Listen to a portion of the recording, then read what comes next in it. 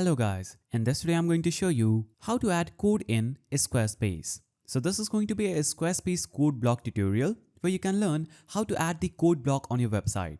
First of all, navigate to Squarespace and log in using your user credentials. After logging in, you'll be on this page where you'll have to just click on the edit icon at the top left of the website preview you can see. Now, you'll have to click on the add block option at the left of any section where you want to add your code block. You can navigate to other sections and you will see the add block at the left.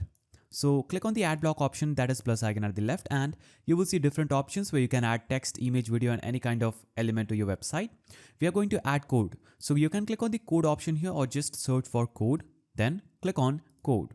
Now it will show a block on your website that you can also drag and put anywhere you want. Now, in order to edit this code block, you can click on the edit icon at the top of that block. Now you can see the content of that code will appear here. You can easily edit the contents of this code, add any kind of code you want. You can choose the language of the code, whether it is a CSS, HTML, JavaScript, Markdown, plain text or plain text. You can also choose to display the source code. So if you toggle the switch on, it will display the source code on your website in that block. You can also select the mode from here. After doing this, you can easily go back and you can choose to pin it or delete it if you want.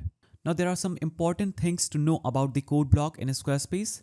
So this code block can be used to render JavaScript and CSS on an individual page. To have the code function on the page, you need to enter it in HTML with a specific JavaScript and CSS labels. So that is a simple way you can add code in Squarespace. If you found this video helpful, please don't forget to give it a thumbs up and thanks for watching.